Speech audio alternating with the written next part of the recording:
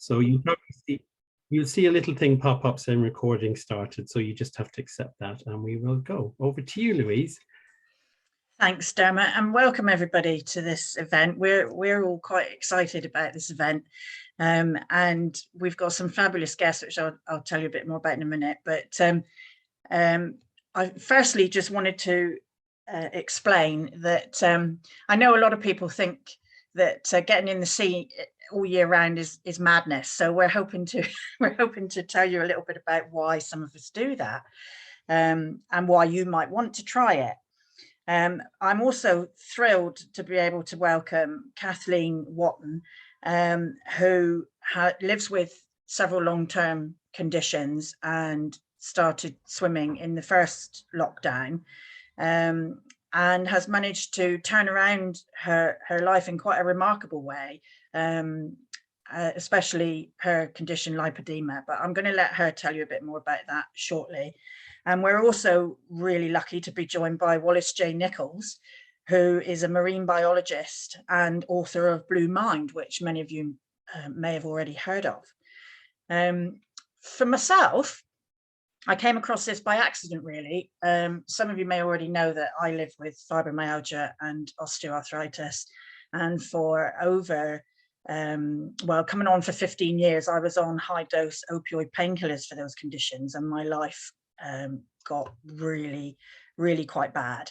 I came off those opioids and started to get my life back through walking, which I do attribute to sort of saving me in a way. And when lockdown hit, I was a bit panicky as to what I was going to do for keeping fit. And we decided, when they lifted the first lockdown slightly, to go to the beach. It was coming on for summer then, and had a bit of a paddle in the sea. Wouldn't say we were swimming at all. But some friends of ours who swim all year round said, well, why don't you try and keep it up and come with us in Torquay? And we thought, well, go on, then we'll give it a go and see how we get on. When I say we, that's me and my wife, Karen. Who for all that time I was on opioids was my full-time carer, and she suffered with a bad back herself, and so we thought we'd give this a go. So we went and bought second-hand wetsuits for when the weather got colder, and thought we'd give it a go.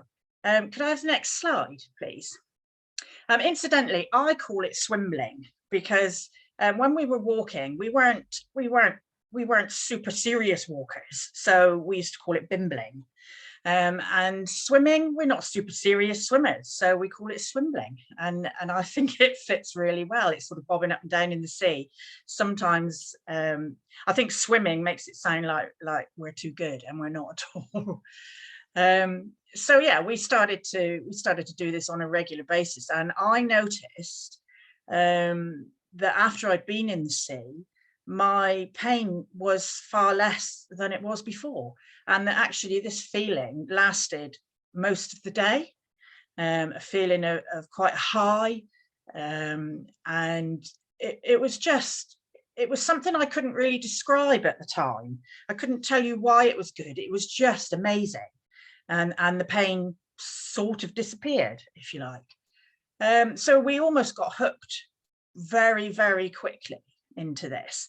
And this picture is one of the early ones from those times when, as you can see, I got tangled up with my clothes and needed assistance. We didn't know this photo was being taken, and it consequently got shared all over the outdoor swimming pages because everyone thought it totally encapsulated the joy that you can have when you're on the seawall with friends, and it's just fantastic. It's as if you know everyone is friendly, we all look out for each other, nobody judges, we're all big, small, all colors, all sizes, all shapes, and it's just fantastic. We're all just one big friendly group. So yeah, this picture really sort of summed it up. Could I have the next one, please? And this one sort of explains a little bit, I hope, how I feel when I'm in the sea on my own. Especially, I love to just float on my back, And this would have been early in the morning as the sun was coming up. And it was just so peaceful. It is very mindful, even if you don't really recognize it as being mindful. That feeling of weightlessness, floating on your back in the sea, I've described it to other people as being like a really lovely cold cuddle. And that may seem bizarre, but those of you that do it will know what I mean. And the colder, the better. And so I tend to go up and down a short distance from one set of steps to another. And I'll go so far on my front and then the rest on my back. And yeah, as I say, I wouldn't venture to call it swimming, but I float up and down and it's great fun. I think there's another slide. Yeah, and this one just sort of sums up what it's like to be in a group, I'm hoping. We just are always laughing and smiling. It's just so much fun. The water is a bit choppier there, as you can see. And our confidence since we started, what was it, last year or the summer before? I think it's summer before. It's just come on in leaps and bounds. And now I don't care if the water's a bit choppy. I quite enjoy that, actually. We like to go in off the steps at high tide, and there would have been a time when I wouldn't have gone in the water if I couldn't see the sand underneath my feet. Now I'm happy to just go down the steps and float off into the water, and it's just amazing. So yeah, and if you're with a group of people, it's just so much fun. And I really, I just keep saying that, it's just amazing. So what we do, we've got a group of people that we tend to keep in touch with each other when we're going down to the seawall, with a little WhatsApp group, so that you don't end up going down there on your own.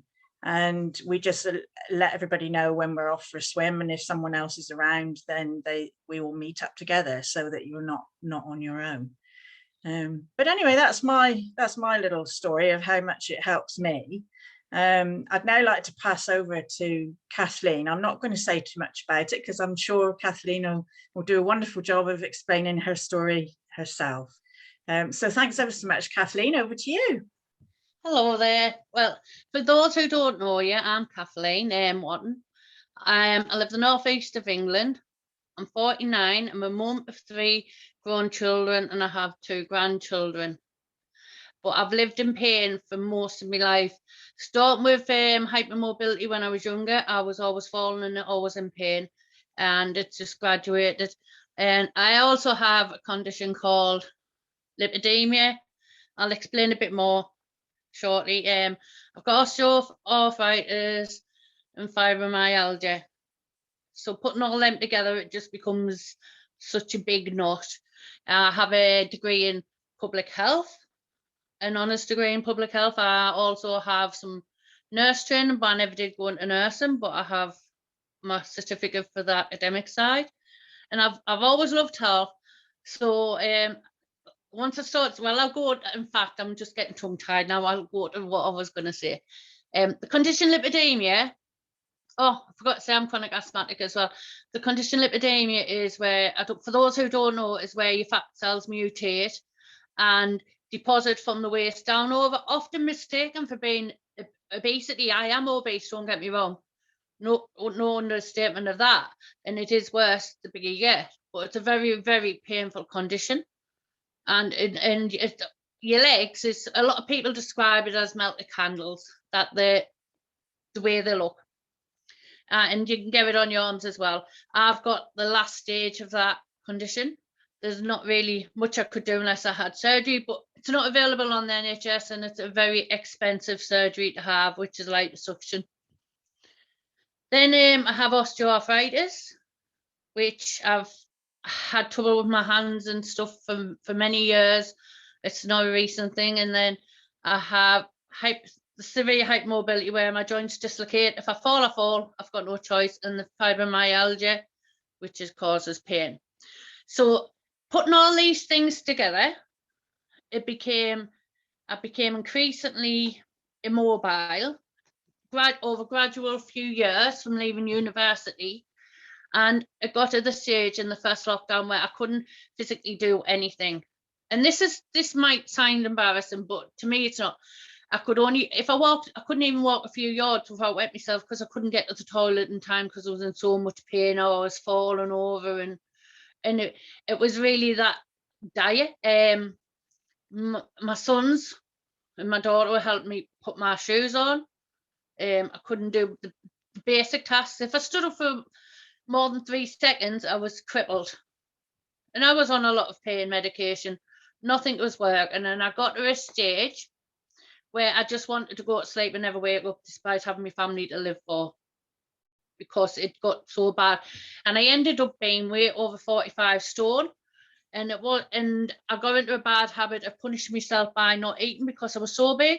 So it was a vicious cycle. I wouldn't eat for days and I'd eat for necessity. And I just kept on. And for those who don't know, if you don't eat for days, when you do eat, then obviously your body's going to say, oh gosh, she's going to starve us again. So it starts storing us as fat. So then it was, I saw a picture. Well, actually, a good friend of mine, a very good friend of mine now, wasn't at the time, was singing on Facebook, and I was scrolling through, not really paying attention, heard him sing, and he just captivated us. We're really good friends now. You see him at the moment. He lives down Lewes way. So that's lovely. So I get to see you. And he and then because of that, I saw a picture of my sister swimming in the sea, which I'm one of 8 siblings, by the way, to 4 brothers, 3 sisters, and they're all very slender and all very mobile and very energetic and everything, apart from me. But they don't live with the conditions I do. So I phoned my sister and I was crying. I'd love to come in. And she went, well, come. I went, no, I can't possibly move. How am I going to manage? We'll help you. No, I'm not coming. And I was so embarrassed about my size. I was so embarrassed that I couldn't do the basic tasks myself and I'd need help getting dressed. Took a lot of persuasion. And after a lot of just persuasion, it was one moment she just rang and went, when you going somewhere? And she went, I'm going now. And I went, right, I'm coming. And I did it, but I fell over at least 20 times, if not more, and I shuffled myself the last way into the sea. And this is the point where things changed. I got into that water and I felt a fog had lifted off my head. My body was moving without being in severe agony. And it felt like all my Christmases had come at once, a happy childhood when I was younger, if I'd gotten everything I'd asked for.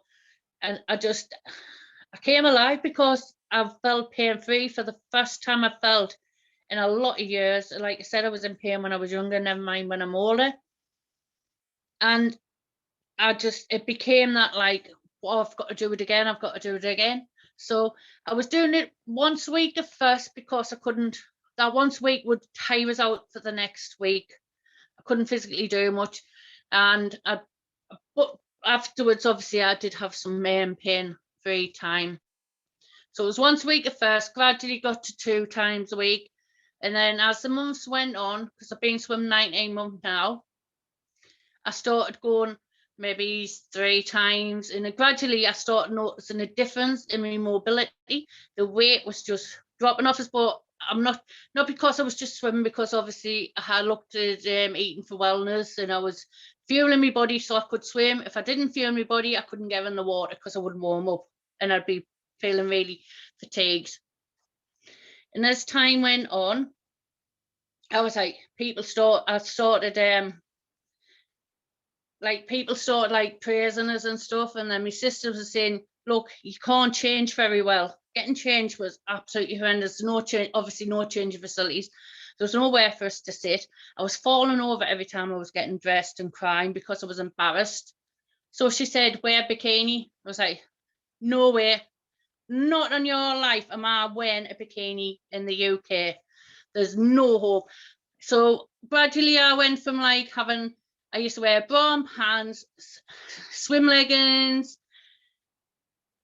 costume, long sleeve top, you name it, I was covered in it. And then I had to get all the sweat stuff off, which I couldn't do. So eventually, bit by bit over the months, I started declothing, if you want to call it, whatever you want to say, just a garment here, a garment there. And eventually I was in a bikini.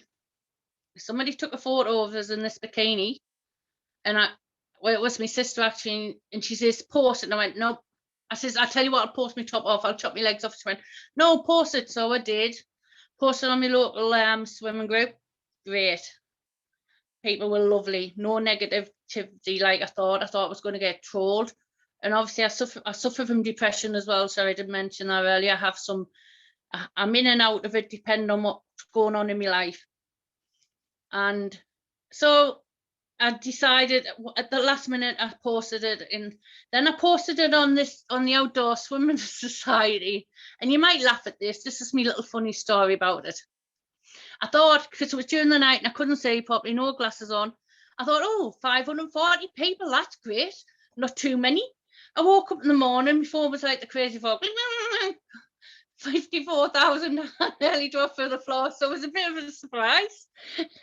And I had an abundance of people saying, you're amazing, good on you, and that, just like, wow. And then there's people saying, I'd love to do it, but I can't. And I was, hang on here, with me training and stuff, I could help people.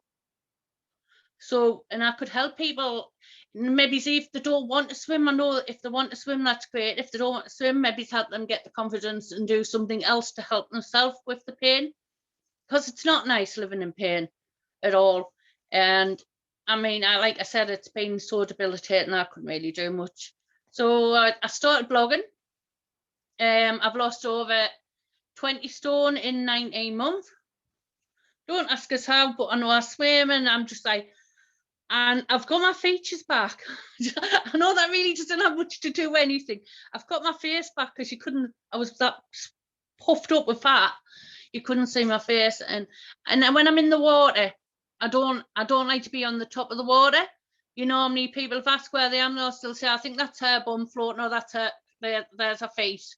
You'll find us under the water, because I'm happiest when I'm under the water, and I just can't get enough of it.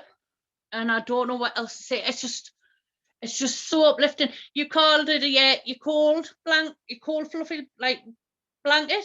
I call it my warm fleecy blanket, because I feel warm when I'm in the water. It wraps us up, so it's my warm fleecy blanket, and I just feel like it gives us a great big hug. No matter what I've got going on in my life, the moment I go in that sea, everything's gone. I've had tears.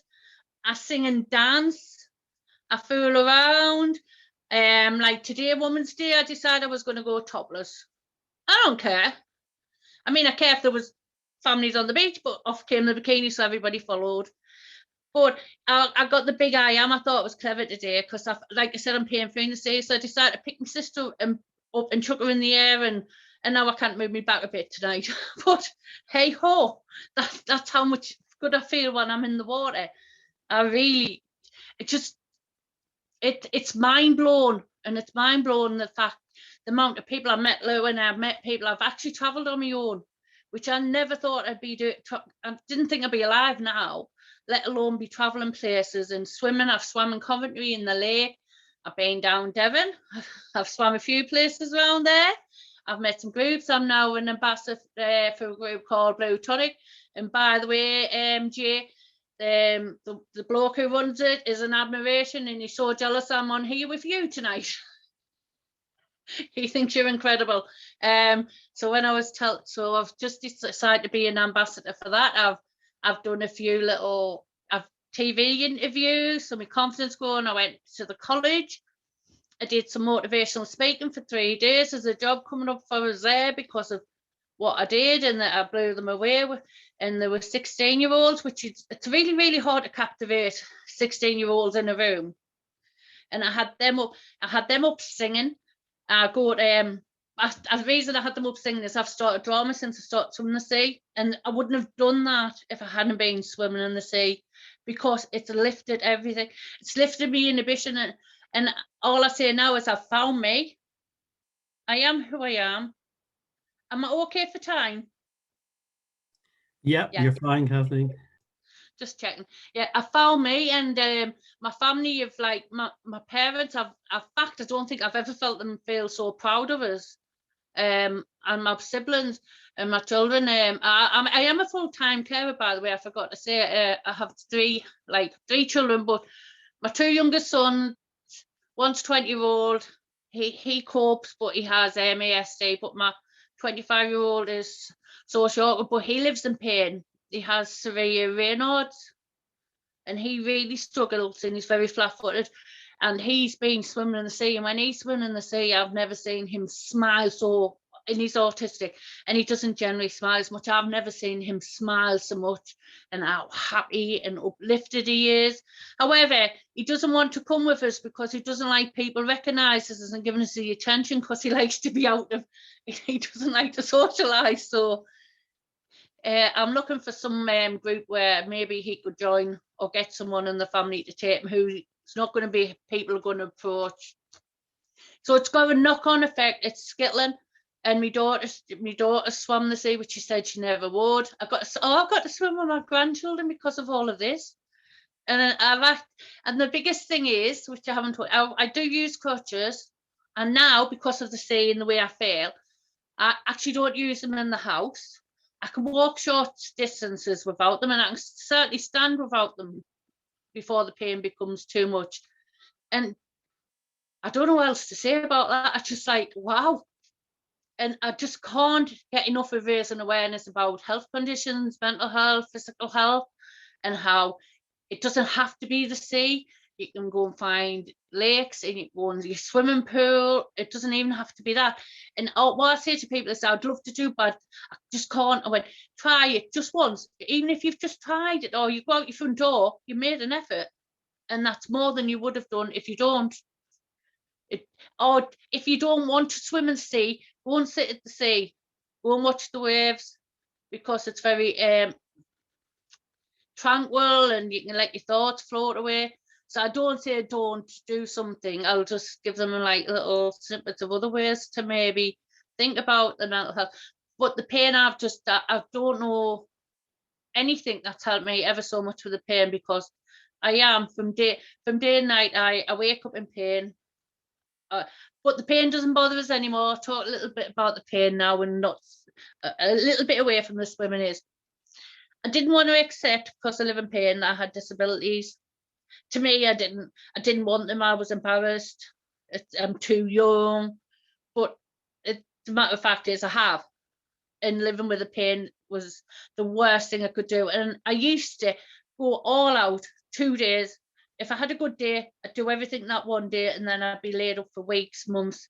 I don't know how long, maybe it's give myself another injury. And I just couldn't cope. And I didn't pace. I never knew the meaning of pacing myself.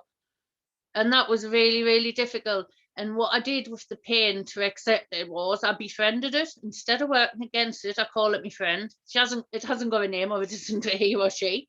It just is my friend. And it won't as if I've done too much, and I see it as a signal. It's a friend who's looking after us. And I know that sounds bonkers, because it's actually causing us a lot of trouble, but it's looking after us at the same point. So I decided to befriend the pain, and I learned to pace with pain, and I learned to know my limits. And I'm not embarrassed if I have to sit down, or if I have to. Today, we were standing for too long now, and I had my crutches, and I says to the ladies, no offense, but I'm going to go and sit myself down there on the little concrete step. Well, I didn't sit down. I just had to lie down and lay on the ground. And I went, look at you. And I went, yes, but working with pain, or working with disability, or working with mental health, whatever it is, you just got to do what's best for you, and you do it in moderation. You don't need to do it like swimmers say. A bit of safety advice here: just because Joe Bloggs can swim 10 minutes doesn't mean you should swim 10 minutes. If you get in and you really, or even in 30 seconds, if it's too much, get out and try. Maybe you can build up on your time, but you don't have to do everyone. I don't swim with gloves personally, because I get more pain relief. The colder it is on my skin, I wear Crocs because there's a stability, and they've just, but they're open, so I wear them. I don't wear a hat, because I like to go in the water and feel that as well, because I get a lot of benefit from it. But you don't have to do what your peers are doing, or whoever you're with. I don't advise anybody not to wear gloves and not to wear shoes. My advice is wear gloves, wear shoes, wear hats, because you need to keep your peripherals warm. Do it the right way. But then if you gradually want to change things, that's your choice. But don't think because somebody else is in longer than you that you've got to stay with them, because your body will start cooling down fast after you've gotten out the water, and it can last up to 45 minutes. So you've got to be really careful of hypothermia and so much. Most of you will know who are on here, but for people who don't know, be safe. I don't know how far I can go with this because I could talk forever. By the way, I can talk for England, I can talk for the world. I just have so much to say about everything. I've got so many funny stories. I'd have you laughing for the for the rest. I'm not going to joke. I'm trying to be a little bit more no, I'm not professional at all. I'm just trying to be a bit more focused because I don't know how am I for time? I'd say probably about 5 more minutes, Kathleen, if that's okay with you. So I'm dying to hear your funny stories. Right, do you want it? Well, I'll tell you one of my first funny stories. The first day I went swimming, I fell over trying to get my pants on, and I was shuffling around the sand like a seal, trying to pull these pants up, and the other lady saying, you're going to have to get up and put them on. And I didn't want to flash my bum to them if I turned that way, because I did have like a towel on. So I turned the other way, and I thought, and I didn't realise, I forgot there was the fishing competition on, and the pier was full of men. So they all got me moon. I was like, oh no. So that was my first embarrassing moment on my first ever swim. Well, that was great. I'm actually going to go back to a little bit about safety. I swam in Devon, which I think you were there, Louise, when I got hurt in the water, and I was told the water's safe here. You can just walk in. You don't need to worry. Me, because I'm partly running in once I'm in waist up when my back's eased. I'd walked into a driftwood, and I cut myself badly, and it was like quite between my legs, which I really don't want to go into much about that. But I pretended I was okay and I was fine, carried on with my swim, and I was great. But I left pretty quick, pretty short, which didn't have time for coffee because I needed to get away because I was really agonising. So a bit about safety is just because risk assess, just because somebody tells you that it's safe doesn't mean that it is safe. And that was going to be a funny story, but it wasn't really funny in a sense.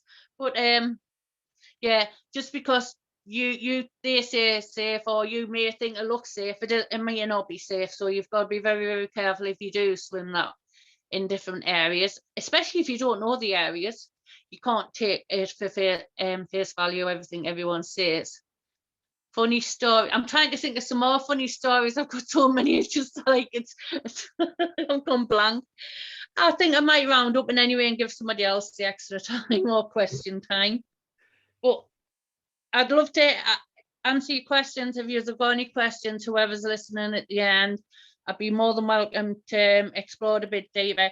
I do write poetry. I was going to read a poem out for you, but I couldn't find it earlier about my pain.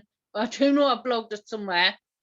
But I will Kathleen, I've put your social media links in the chat for people so that they can follow you, and that's where you often post a lot of your poetry, isn't it? Thank you. That's fantastic. That'll be great. I think most people already do follow you, but anyone who doesn't, that's where you can find her. Yeah, if you want a bit of a mixture of everything, because I don't just blog about swimming, and I don't just blog about the benefits of swimming, and I don't pretend that I'm great and I'm like I talk about the ups and the downs. So you'll get the raw me, you get the true me, not just like, oh, this is great, do it, because nothing's always brilliant. It is when I'm in the water. Like I said, I got hurt in the water as well, so it's not all the great. You've just got to be very careful, be very mindful. Actually, mindful, it's amazing when you're in that water. But yeah, and I've just agreed to be I think I said earlier, an ambassador for Blue Tonic, which I am so thrilled to take that post with some other ambassadors. And I just think it's because raising awareness about mental health and how cold water is beneficial, and beneficial or therapeutic, whatever you want to call it. It's it's like I said, it's my warm, comfy blanket, not my cold blanket, Louise, because I find I'm warm when I'm in the water. But either way, yeah. So it's thank you for listening. Sorry if I've waffled because I'm getting a bit nervous. I'm not normally. Yeah, Kathleen, that I'm sure I speak for everyone. This is one of the problems with Zoom, is that you can't see the reactions from everyone in the room, but you'll have and I feel like you're talking to yourself most of the time. Yeah, and you'll have a chance to read through the chat, because there's lots of love and warmth in there, I would say, Kathleen. Oh. And I know that I speak for everyone in saying we could probably listen to you speaking all night, actually. So there's no need to apologize. But wow, just really inspirational hearing you and Louise, and just sharing your stories and how you've found the water and what it means to you, and how it can help. It's really, really lovely. You mentioned there, Kathleen, that if people have questions, by all means, yes. I'm a terrible MC in that I forgot to do everything. Thank you, Nikki, in the background. I forgot to mention you can put your questions in the chat. I see some people already are, and we will come to them if we don't answer them through our talk. So don't worry, because the last part of this, we're hoping to be a bit less formal, a bit more of an open chat and opportunity to chat with these wonderful speakers, Kathleen and Jay and Louise, less so me. But yeah, it'll be a wonderful opportunity. So don't be shy, put them in there. Also being mindful that lots of people joining us this evening are living with pain. And, Kathleen mentioned that word that's everybody's Marmite, pacing. If you need to take a break, if you need to stand up, if you need to walk around, I see, Jay, you're doing that and just making us all green with envy at the beautiful background behind you. But if you need to take a break or stand or do whatever you do, please do. And maybe now I'm going to talk for maybe 10 minutes. So you can go and have a break now. You won't have to listen to me, but make sure you get back for Jay, who'll be speaking after me. So what I wanted to do, I'm not as brave as you, Kathleen, or Jay, in that I like the crutch of having my pictures or my slides, but it won't be death, hopefully, by PowerPoint. But it's just, I just want to start with this picture, which some of you may recognize looking at it. This is where I grew up. You might have to tilt your head slightly to the left. It's an island in the blue. I think it very much shows how much water influences us and my life. This is Ireland, but it's kind of tilted sideways. I grew up here in the Northwest. It's sometimes called the Lake District of Ireland, but how it perhaps differs from the Lake District in the UK is that the Lake District in Ireland has 365 lakes. So there's a lake for every day of the year there. So, you can go and find a new lake to swim in every day. And this is actually quite personal to me, not something I share often, but this is the lake in front of my house where over 40 years ago, I learned to swim. So my first experiences of swimming were in the wild. I didn't know any better. We didn't call it wild swimming. It makes me think what tame swimming is, swimming in a pool. It was just normal. It was natural. It's where I learned to swim. And then when you zoom out, you really appreciate how, and I'm aware we have people joining us from all over, and we'll have people watching this from all over the world. But I think just, locating us here in our island nation, the British Isles, surrounded by water, it makes sense that water will be very important to us and the history of these islands. I know we're not unique in that sense, and I know what Jay will talk a lot more about this, I'm sure, than I will. But I eventually ended up moving to this place, which is where I am now for the last 8 years, this little blip off the coast of the southeast of the UK. As you can see, again, it's very much surrounded by water, and I'm somewhere in here. So water has a special place in my life and blue mind. And again, Wallace will talk about, Jay will talk about that a bit more in a moment. But we don't want to bore you with pictures, but I think it's nice to see pictures. So this when I moved down here first, I made sure to find out and contact people who also like swimming in the sea. And so this is me swimming with my good friend here now, Mandy, the two of us. And this is perhaps quite a typical picture. This is the middle of winter. It probably doesn't look it because of the sun, and it's probably quite a storm behind us, but it's still wonderful just to be near or in the water. And I especially like Kathleen sharing that, even and I appreciate for many people watching tonight, you know, for various reasons, it might not be possible to get in the water, but getting near the water, hearing the water, playing sounds of the water, you know, there are many different ways we can make those connections. And again, Jay will, I'm sure, talk a bit more about that. I've been, I guess, as I said, swimming all of my life, but I've kind of got to a point of thinking a bit more about how it might help people. So my background is as a physio, and I work in a pain center.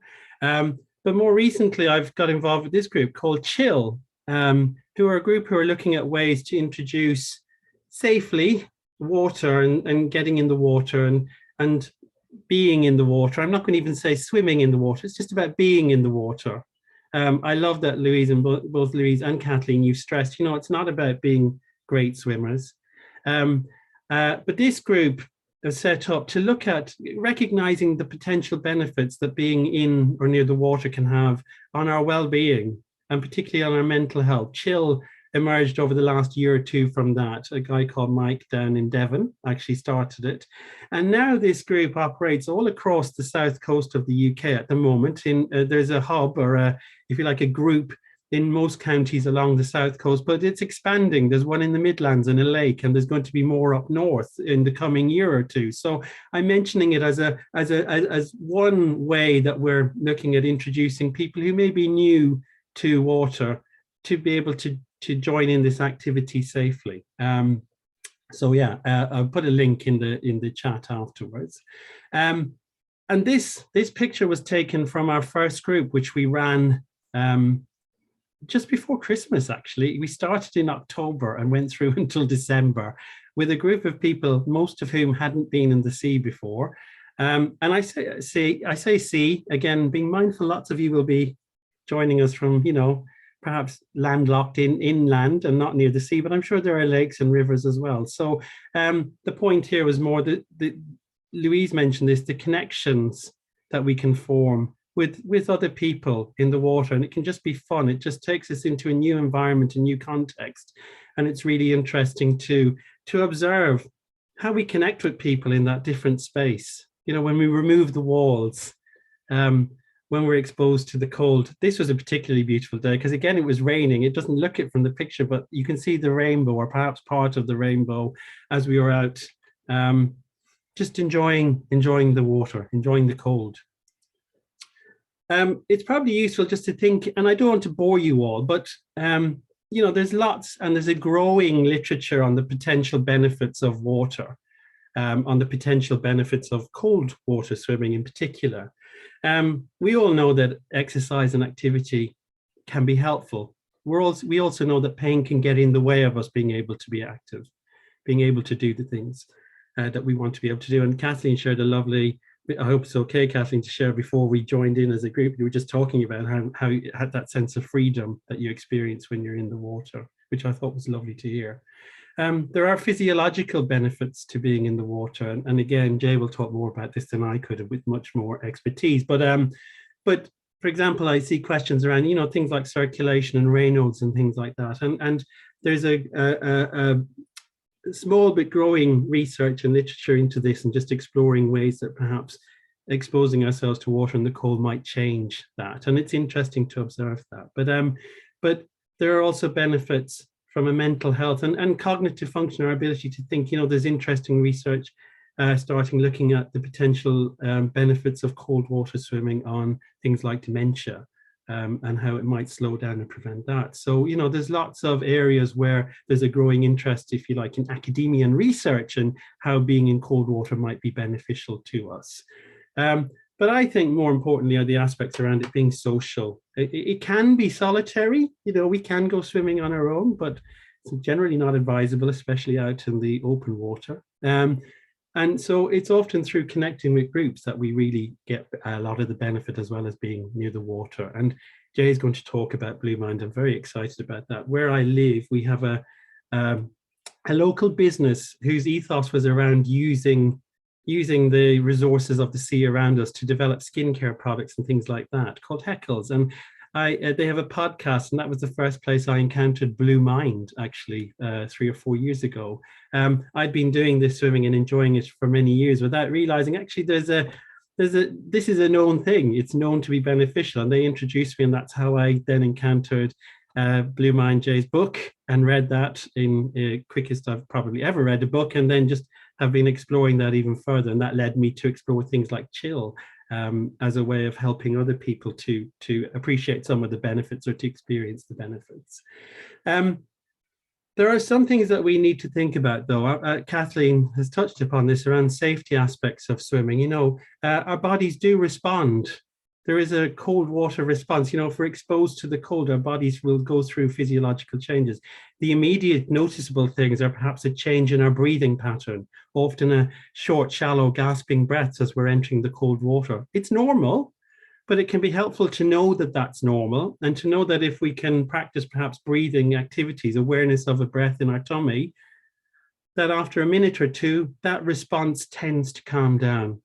Even in quite cold water, you know, we're talking 2, 3, 4 degrees, that response will tend to ease off. And you may have noticed this in more recent RNLI, you know, videos around safety in the water. The first thing that we tend to do when we're exposed to cold water is move around a lot, shake. And actually the advice is, if it's possible, to try and stay calm, remain calm for 1 to 2 minutes to allow this natural physiological response to settle down. So part of the work we do with people in our Chill Hub is just to go through some breathing work. And for the first minute or two, as we're entering the water, it's just to focus on our breath, to try and allow it to calm down, to give that space and time, knowing that it's normal. There's also, you know, considerations when you're living with pain or other long-term health conditions around how we might pace ourselves, you know, because getting to the water, getting dressed, as Kathleen, you shared, you know, the trials and tribulations of getting in and out of things like swimsuits and wetsuits, and, you know, these things, they tend to be tight, and it's quite a job, and that can take a lot out of us in the beginning. So sometimes it's about how we might approach that gradually, little and often, and build it up. And it might be that for the first few times we just practice getting to the venue, wherever that is, you know, our local river, stream, lake, seaside, and just observing the group that we're going to connect with and going to swim with.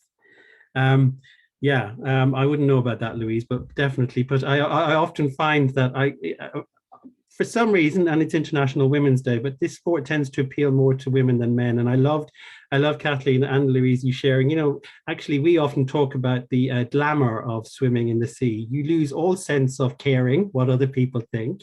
I'm regularly seen wearing socks, Crocs, shorts, big woolly hat, looking ridiculous, and I don't care. No one cares. It's wonderfully freeing in that respect, and in that way, and that's joyful. But there are some things maybe to think about in terms of kit, and this is my go-to kit. And I know it was interesting, Kathleen, you don't like a swimming hat. I do, as you said, because we can lose a lot of heat from our head. So I think that's a piece of kit, and a woolly hat for before and afterwards is, to me, one of the essential items, you know, to have in your swim bag if this is something you're thinking about taking on board. Also having a warm clothing, ideally a good warm coat, especially in the winter months, if not in the summer because the sea is still cold, and some kind of a flask for a hot drink to warm you up inside. So these would be my main pieces of kit that I'd recommend, and that we recommend to our swimmers who come on our chill course. If you wanted to take it a bit further, Kathleen, you mentioned Crocs. Having some kind of easy to slip in and out of shoe is a great idea. Keeps the feet warm, because it's surprising how much temperature we can lose through our feet on the cold sand or the pebbles or the shore, wherever we are. So having something to slip in and out of quickly. And this to me is a godsend to prevent that mooning at others on the beach, Kathleen, is having your poncho towel. They're just a great thing. You know, all dignity is preserved with a poncho towel. So I think they're a great piece of kit to have. And then if you wanted to go further, you know, there's all sorts of fancy warm swim change jackets that you can buy. I'm trying my best not to mention any names, but I've certainly noticed, living near the coast and even in London, these items have become quite fashionable, and you see lots of people wearing them, usually camouflaged with pink lining. But yeah, they're getting more and more fashionable. So you might but there are relatively inexpensive options as well. I saw places like Primark are now selling these items. So, you know, shopping around, you may, if you wanted to spend more, invest in one of these. Boots and gloves, some people really find helpful, especially if you experience things like Raynaud's. But, you know, they're not essential. And exactly as Kathleen and Louise have shared, you know, it's about finding what works for you. If it's something you've not done before, and you're thinking about getting into it, it's going to take, you know, a few weeks or months to get a sense of what's going to work for you, what kit might work best for you. These are simply suggestions. But it's all about the key tip we work with people on is how to get ourselves warm and dry as quickly as possible after we've been swimming. So getting into a routine, having your items of clothing in layers with the thing you're going to put on first on top, that type of stuff is what we tend to focus on when we are getting used to getting in and out of the cold water. I haven't mentioned inflatable devices, but you probably see lots of people using these now as an added safety aspect to swimming. You know, they're often on, you blow them up and they have a belt that you can latch around your waist and use them. I'm not a fan because in windy conditions or in waves, they're quite hard to swim with. And as you can probably imagine, in the UK, that's most of the time. But if you are lucky enough to be at a lake or something where perhaps it's calmer, then they can be really useful. Again, working out what works best for you. I would say more important than perhaps a safety device like that is making sure you're swimming with other people in a group. That's probably the most important, especially starting off. This graph is really just to give you a sense. This represents the temperatures of the sea over the course of a year, so from January through to December. And what we notice is that actually it's around now, around March time, that the seas are coldest around the British Isles, which can often be surprising for people. And they start to warm up around now. So this is a good time to be thinking about getting into outdoor swimming because the water is starting to warm up and will continue to warm up until around October time. So actually September, October is often the warmest time of the year to be in the water here. I say warm is relative. I think Jay would probably be horrified at the temperatures around the British Isles compared to the California coast. So here, warm for us, it rarely gets to 20. I would say it's around 18 degrees. I know it's the odd thing about the UK is it's warmer near you, Louise, on the west coast because of the North Atlantic drift. But anyway, the other thing to point out maybe is that lakes and rivers will experience a greater change in temperature. They get much colder in the winter and they get much warmer in the summer. So again, depending on where you are, there will be bigger extremes of temperature if you're going to be swimming in fresh water than if you're swimming in the sea. The sea acts a bit more like a battery, storing the heat of the summer and kind of gradually releasing it later into the autumn. So it's just something to be mindful of. But yeah, as I'm saying, really the takeaway from this is now is not a bad time to be thinking of getting into sea swimming because the sea is going to be warming up for the next few months. And the same with lakes and rivers. This book is written by William Thompson, who happens to be the chap, sorry, Jay, it's not your book, but because you'll be advertising that, I hope.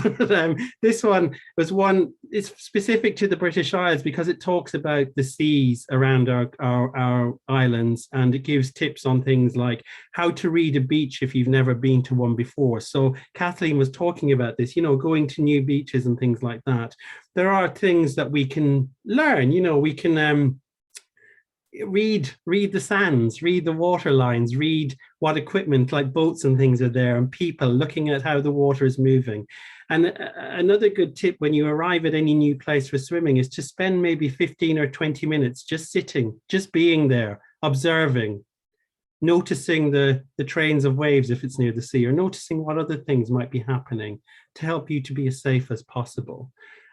So this book is, I know, available in libraries. I'd highly recommend it if it's something you want to learn more about, if you're near a coast and you'd like to understand a bit more about things like tides and stuff like that. A few things that I'll put links in resources, but the Outdoor Swimming Society have this page. They have a Facebook page as well as a website, but they have a list of local swimming groups, both on the coast and inland on you know, our inland waterways. And I would suggest, if you're thinking about it, approach a group.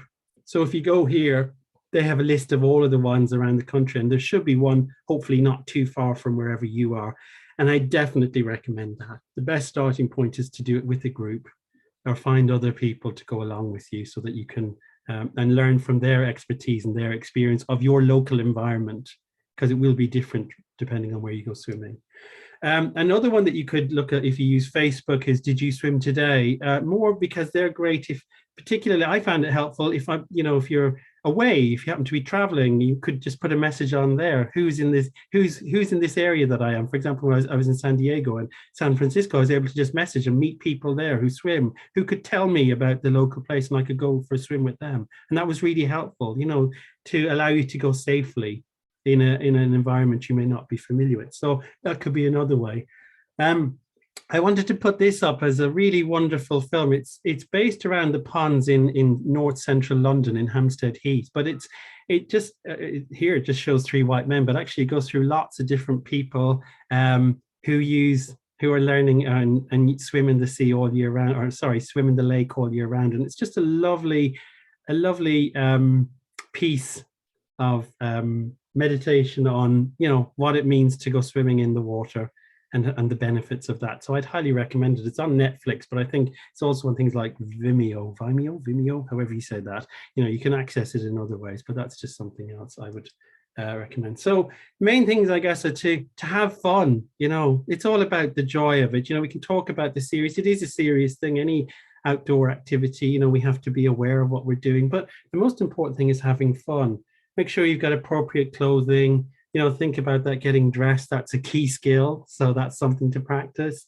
I'm laughing at Louise's picture of her and Karen. That was a great picture to show why getting dressed can be a challenge.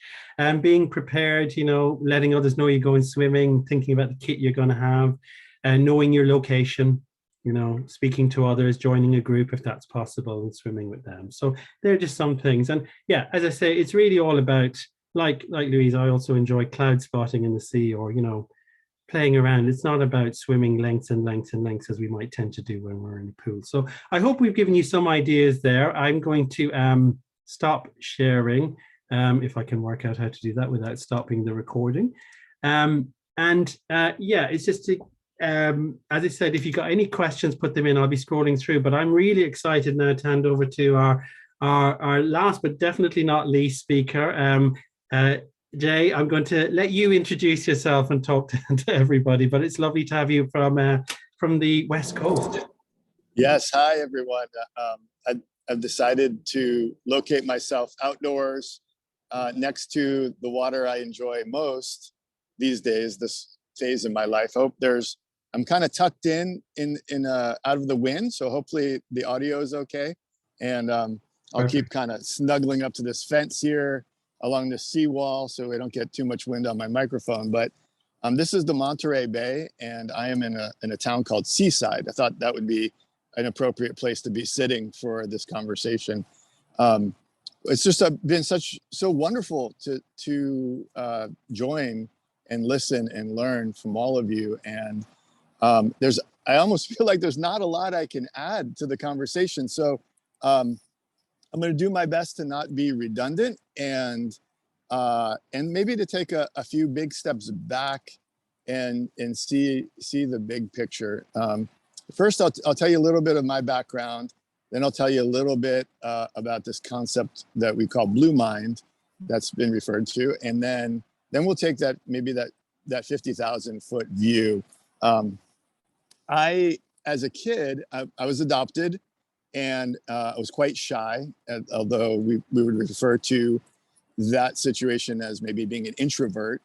I had a lot of questions about where I was from, a lot of confusion about origins and things like that. So I gravitated to the water, and I guess you could say it was a certain kind of social pain that I had, but in the water I felt relieved. And when I was under the water, on land I stuttered, but underwater nobody asks you questions, so you don't have to speak, and so it's quiet and it's less socially awkward. And I just found myself gravitating always towards the water as a kid, any kind, pools, lakes, rivers, oceans, in the water, on the water, under the water, next to the water. and it kind of became my best friend. And my life evolved. I became a marine biologist, partly because I wanted a career that would stay connected to the water. The options are, many, but that seemed like a good choice. So I studied to be a marine biologist, got my master's degree and my doctorate, and studied sea turtle conservation and sea turtle biology, and tracked sea turtles all over the world and looked at their genetics and worked with fishing communities to help bring the sea turtles back from the brink of extinction.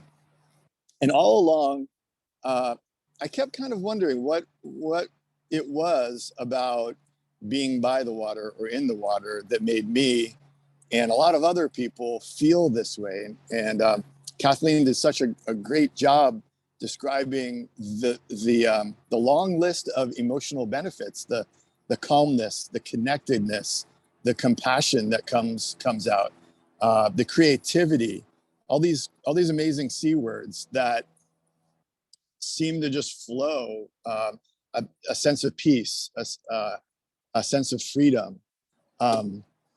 And I felt all of that and wondered about it as a scientist. So I went looking for a book that would describe, the science, the emotional health, emotional wellness benefits of being near, in, on, and underwater. So I wanted to read that book.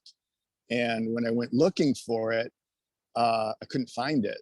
I looked everywhere. I looked at out of print, other languages, in libraries, and did my best to search it out, and I couldn't find it. So I thought maybe somebody should write it.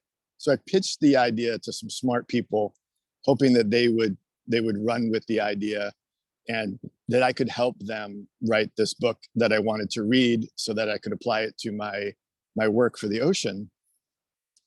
And I was very unsuccessful. I could not convince anyone that they should write the book that I wanted to read.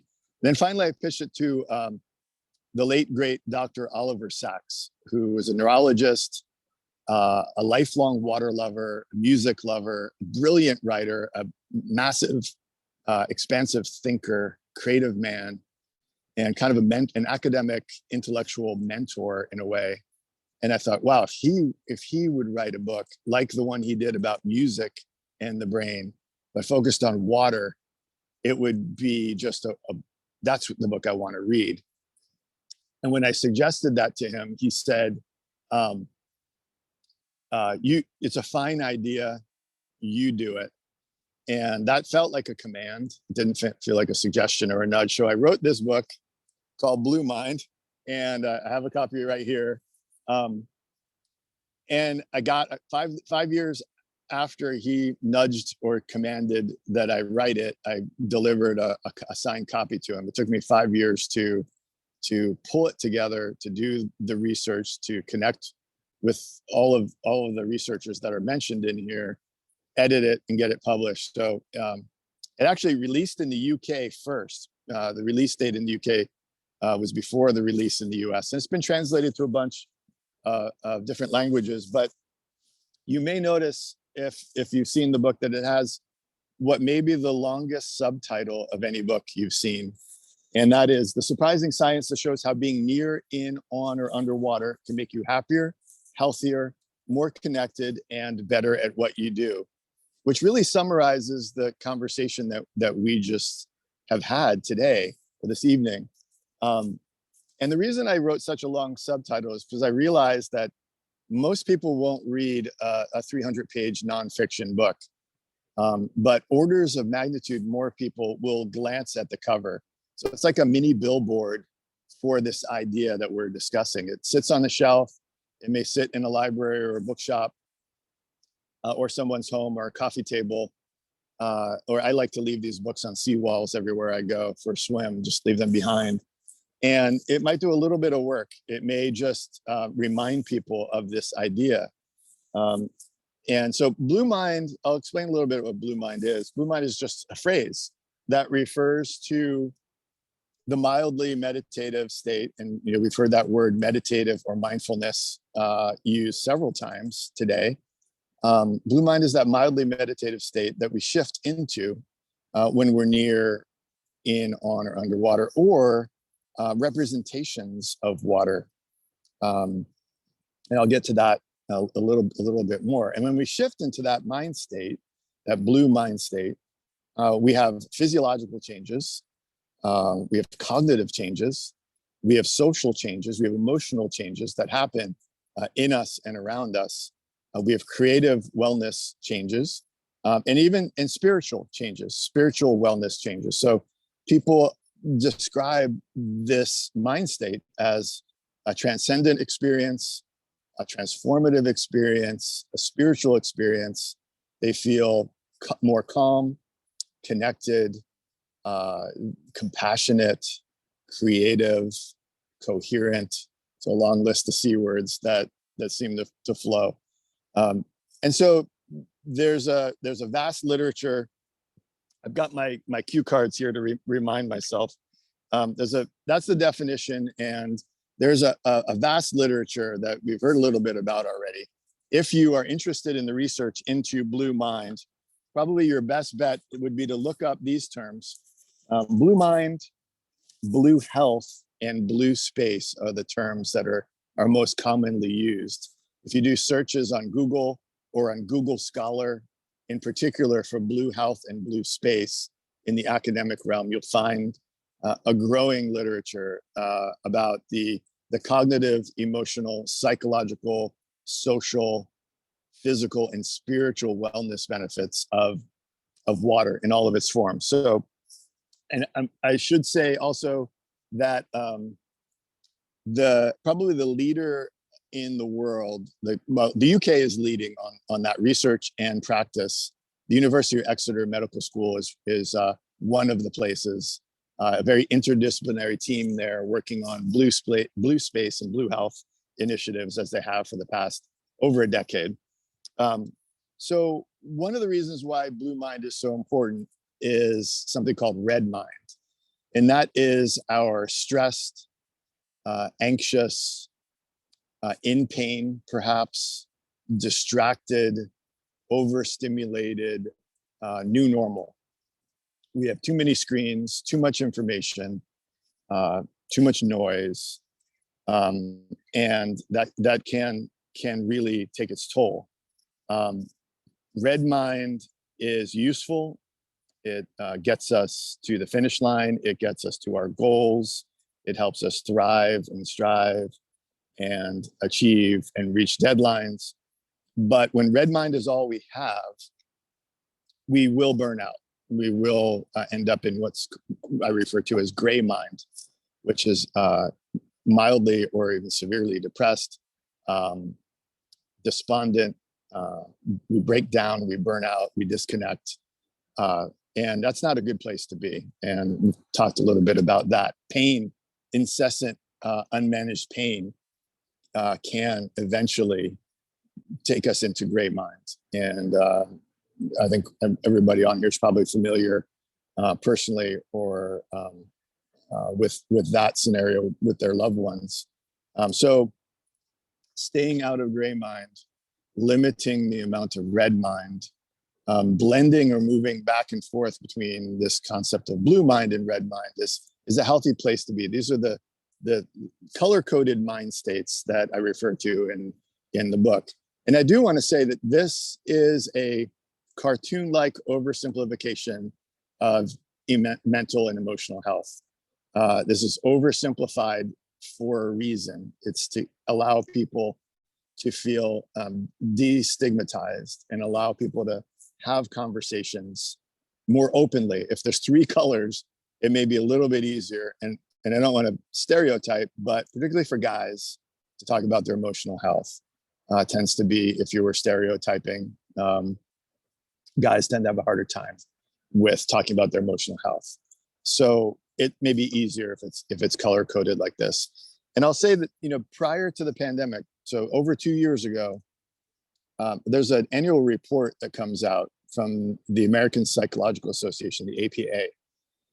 And it's called Stress in America. And for the last 10 years, or now 12 years, it's been produced. And prior to the pandemic, we saw record levels of red mind and leading to gray mind, anxiety and stress leading to burnout. And it was considered a concern, and obviously not unique to the US. And then the pandemic happened and things really just kind of went off the chart. And so the reality is we're all carrying physical and emotional, social, psychological pain of some sort. And getting our blue mind on is one of the best ways, as we've heard, to take better care and avoid that gray mind burnout. Another cue card I have here, Kathleen referred to all the other ways besides cold water sea swimming to achieve blue mind. And I'll just run through these ideas. So first we've got the wild water, which is the Monterey Bay behind me, and the seas, the oceans, the lakes, the waterfalls, even the rain. But there's also the domestic water, and that's the pools, the tubs, the showers, the spas, the tanks that the wild water passes through, is held temporarily, and then leaves through a pipe. That's the domestic water. So those are the two big sources of blue mind. But there's also your urban water. So your urban waterfronts and your fountains, your urban fountains. Those are sources of blue mind as well, not to be overlooked. Then we add in the virtual. So that may be a photograph, it may be a film, it may be a painting, a poem. The first page of Moby Dick is a great example. Pablo Neruda's poetry about the ocean, a song. There's so many great songs about water and the ocean that will shift your mood. So that's the virtual water. And the last category I call it imaginary water, and that's the water that we all probably experience. So if I say what's your water, close your eyes and imagine. Actually, let's do this right now for a minute. Close your eyes, sit wherever you are, put your feet flat on the floor and get comfortable. Put your hands on your legs and just close your eyes and imagine the water you love, the water that you first fell in love with. Maybe it's the water of your childhood or the water that you most recently visited. Just imagine it, see it in your mind's eye, and just make a super high definition image of your water. If you just really use your creative brain power and create that image with your eyes closed, and then add in the sound. What does that water sound like? What does the wildlife sound like? Are there seagulls? Are there waves?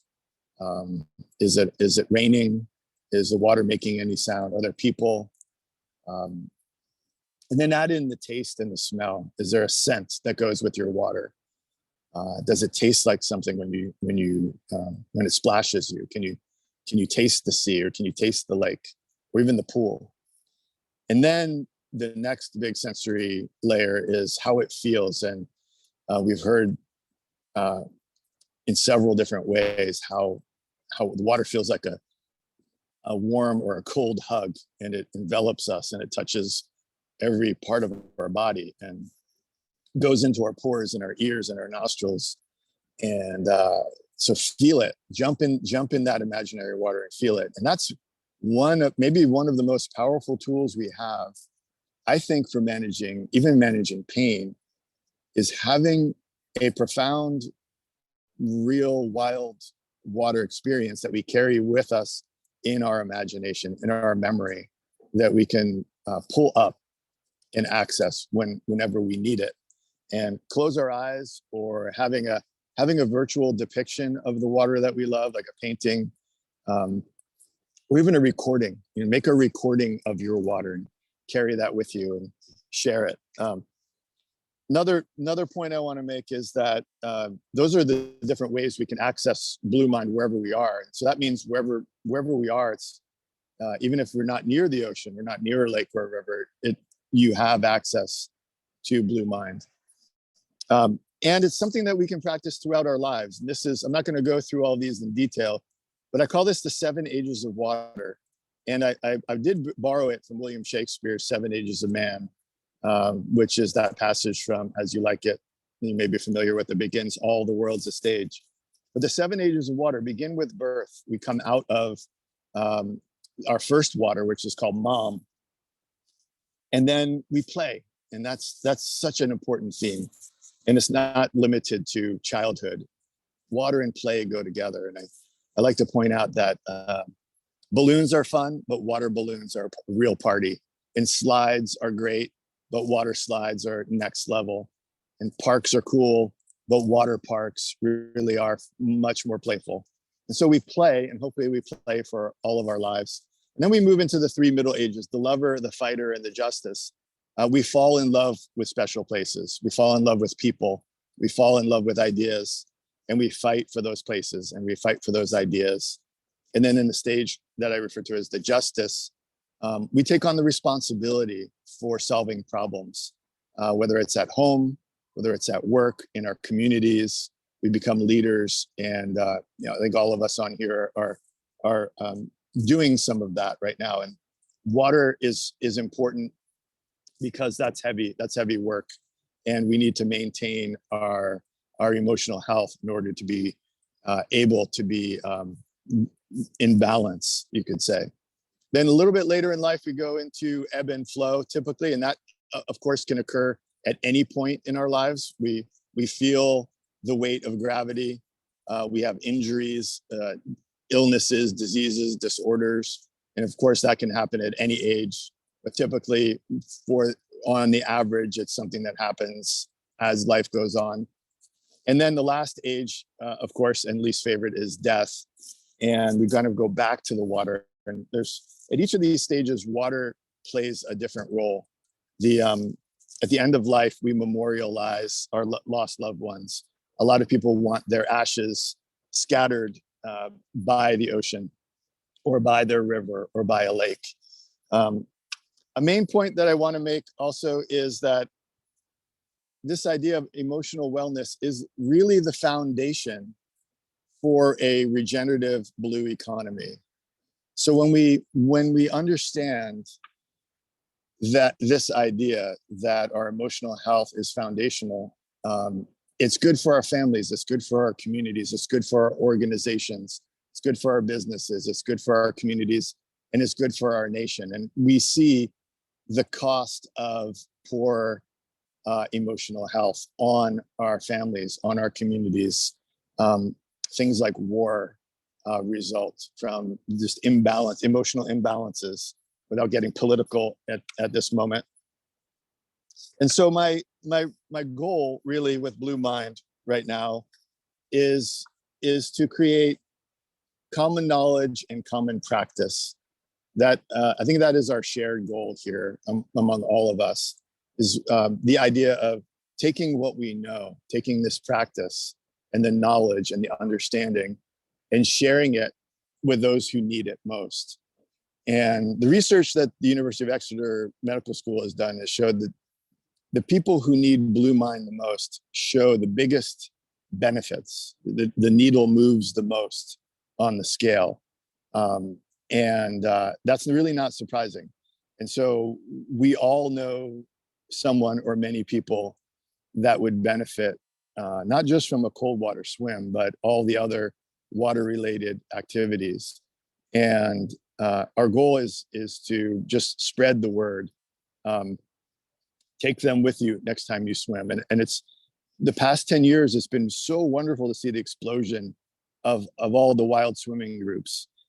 All of the different shapes and sizes of people and places where people are getting in their water together and healing what is hurting or what might be broken in them. There's this concept of the bluescription, and it's kind of like a prescription, except the difference between a prescription from a medical professional and a bluescription is that you can write yourself a bluescription.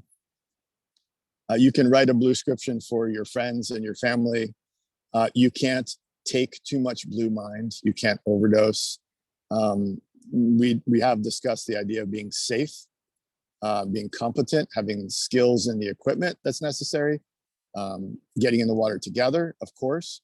But this is a bluescription that you can't overdo, really. As much as much blue as you care to add to your life as you like. And I would say there's probably one scenario where, you know, if you really get addicted to surfing or swimming or paddling or floating or bobbing or swimbling, some of your other aspects of your life may suffer. You don't want to miss work. You don't want to neglect your family in favor of your Blue Mind experience. But other than that, it's really hard to overdo it. One last way I'll mention, one way we're trying to expand this idea of Blue Mind as common knowledge is through this new concept, World Blue Mind Day. And so on International Women's Day, I'd like to announce that July 22nd is World Blue Mind Day. And the way you celebrate World Blue Mind Day is that you practice Blue Mind in one of the ways that you enjoy, and that you take someone with you that needs it, that you expand the circle, you grow the circle. And we all know someone who is wallowing in red mind, maybe in pain, physical and emotional, that could really use a lift and could really use a hand to get up and to get to the water. And so on World Blue Mind Day, and you don't have to wait till then, of course, but together we will all make an extra effort and an extra focus on this idea on July 22nd. So I invite everyone to join in on that. And to kind of take things maybe to a different level and maybe out beyond the water conversation, but I think it's maybe the last point I want to make before we switch over to Q&A, is this different color card. When we undervalue anyone or anything, bad things always happen. When we undervalue each other for whatever reason, biases, stereotypes, race, gender, when we undervalue each other, and when we undervalue anything like the nature around us, when we undervalue the water, the ocean, bad things happen. And this conversation, if we kind of go up a level, is about fixing the value equation for each other and for our surroundings, for our water planet. And I just want to end with that point, that as we've undervalued each other, and we've undervalued our waterways for way too long, and shifting the conversation, shifting the value equation towards something that's healthier and that's more regenerative is really the goal. And if we were together in a room, I would give you each one of these little things. It's just a little glass blue marble. And if you read Blue Mind, you know what this represents. It's also on the spine of the book. You see it right there. It's a blue marble. And the last chapter describes why we've shared over 1 million of these blue marbles. They're recycled glass. And if you receive one, you're meant to carry it and then pass it on to someone you want to say thank you to. So I'm passing this virtually to all of you to accept, grab it through your screen. I guess there's a virtual blue marble pass as a small gesture of gratitude. A big thank you for all of the amazing things you're doing and all the things we're going to do together moving forward. So those are just a quick summary of some of my ideas around Blue Mind. And I do also want to add one more thing. I know a man who he was being coached in swimming. He weighed about 670 pounds when he started. And when he got into the water, he said, "In the water, I feel like an angel. And I've never felt like an angel before." And that stuck with me. And I think that is part of what happens. You feel lighter. You feel like you can fly. You feel like you can soar. You have capacity for a different level of play and openness and confidence. And you even sometimes just want to tear your swimsuit off and and swim naked and celebrate life. And on land, that can be hard with the gravity and the pain, but in the water, we can feel like angels. And that's, I think that word also means our best selves. And so if water can help us be our best selves so that back on land, we can do more for others and do more to fix what's broken, and help and serve. That's really the goal. So thanks for inviting me to chat with y'all. I think I could sit and talk with this group for days, and we wouldn't run out of stories and insights and beauty to share. But I think that's kind of what we've just initiated here. So thank you. Yeah. Jay, thank you so much. I'm sure everyone will join me in a round of applause on Zoom. It never quite works the same, but you can see people, like the ones we can see, are clapping their hands for sure. What wonderful talk, Jay. Loads in that that I won't summarize, but you've certainly got me thinking on loads of things, and I gratefully accept your blue marble. I had read it in the book, so it's nice to see one in real life. I'm wondering what's the best way to do this. We normally, if anyone would like to ask questions with the recording on, then this is an opportunity to do so, because we often find that, and a feedback from people is that often the there's more interesting stuff in the discussion afterwards, but we appreciate not everyone would like to be recorded. So we'll give opportunities if people are willing to, and then if not, then we'll switch off, and then we'll have an off recording discussion as well. So whilst we're doing that, just scanning through the chat is a wonderful place of feel-good commentary, by the way. It's really nice to scroll through. But there's picking up some of the questions, if we might, that are coming through. There's been a few questions around ideas on, I think, practical stuff around wearing wetsuits. They seem to, I know people have addressed them in the chat, and I think all of us have perhaps spoke to it in different ways. If I was to summarize it, I would say it's whatever works for you, and there's no right or wrong. But I'm looking at everyone else. Jay, Louise, Kathleen may have other thoughts, or indeed anyone else who's in the chat who'd like to join in. Can I just add something there?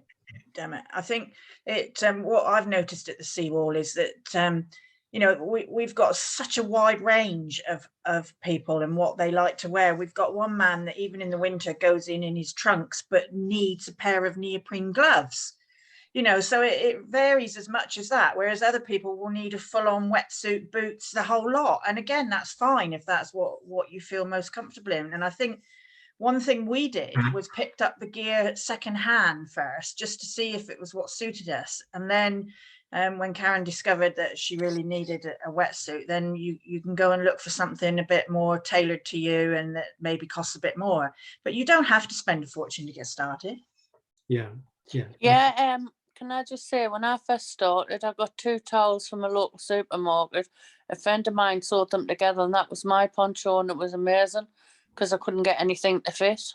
It's a great idea. Cheap as that. Yeah, perfect. Sharon's got her hand up. Hi.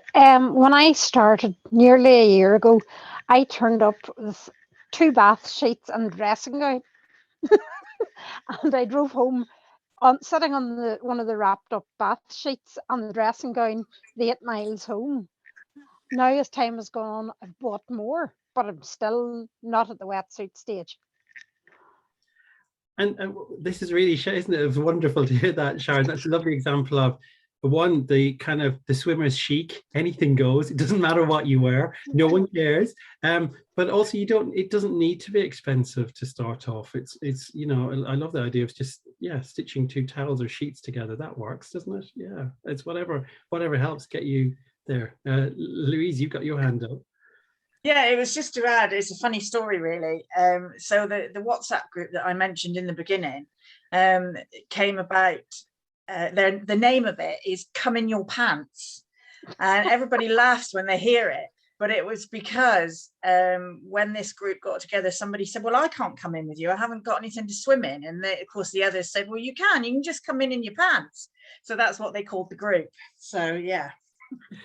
I think there's definitely prizes for the swimming groups, certainly around the UK. Some of them are probably not fit for airing at this time, but that's on there, Louise. That's wonderful. But again, it's the joy of it, making us laugh. I think I'm going to add a quick thing. I think it brings up, we have societally, we have this sort of fear of getting wet during the day, unless it's in our bathroom, whether it's rain or a puddle or a glass of water or a jump in the water. And so I think part of this, the playfulness of it is come in your pants. Yeah, come in your shirt, come in your hat, come in your coat, wear your shoes, whatever shoes you like, into the water.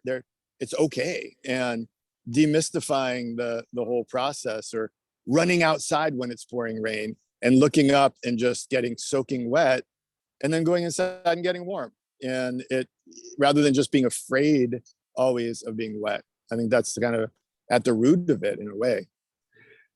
You've reminded me, Jay, of a really wonderful, a colleague of mine, Sarah Wilson, I remember her sharing an example of thinking about when you're walking down the street and it's raining, and what do we tend to do? And she was giving me that we all tend to cower and do this. And she goes, what would happen if we just walked tall and proud? And what difference would that make? It's not going to change the rain that's hitting us, but we might feel just enjoy it. And it really got me thinking, yeah, why don't we enjoy the rain? Yeah, I couldn't get swimming last year when the snow was down, so what I decided to do was go for a walk, and I lay in the snow in my clothes doing snow angels for about half an hour. And I'd done a live on one of my groups I go on, and they were just laughing and non-stop, so it was like a knock-on effect. My phone became their phone. Wonderful. Yeah, because snow is water too, right? Yeah. Lovely. Louise, have you got your hand up, or is that legacy? Yeah, no, it is another one. It was just really to say that whole thing about getting wet in the rain. So when I first started getting active and walking was our main thing, we've always said to other people that there really is no such thing as bad weather. It's just inappropriate clothing. I mean, that's a bit of a stretch, because you wouldn't want to go out in a force 10 gale, but I think you can sit indoors and look out at the rain and think, oh, that looks horrid, and you feel horrid and you feel gloomy. But actually, if you throw on your waterproof gear and get out there, it really is quite nice sometimes to just walk in the rain. And it still lifts your spirits. It's just being out there in the elements. There's just something really quite nice about it. If you haven't tried it, I urge you to do so. Yeah, wise words, Louise. Just looking in the chat, some people have asked, are there links? And Nikki said we'll share some afterwards, but there's also lots of links in the chat that you can go to some of the resources that we've mentioned, including Jay's webpage and Kathleen's, and some of the ones that I mentioned in mine. And then there's a few questions around things like circulation, Raynaud's, and that kind of thing. And I guess, again, like everything in life, there's going to be an element of working out what works best for you. But I mean, I've always been interested that my wife, who's here listening in, and others who have Raynaud's, and in where I live on the channel, lots of people who swim the channel, lots of them live with Raynaud's and go swimming and have found ways to work with that. So it doesn't have to be an absolute barrier. It's finding what's going to work for you. Do we have any of our people who are joining us even, any other questions that people would like to ask before we switch off the recording?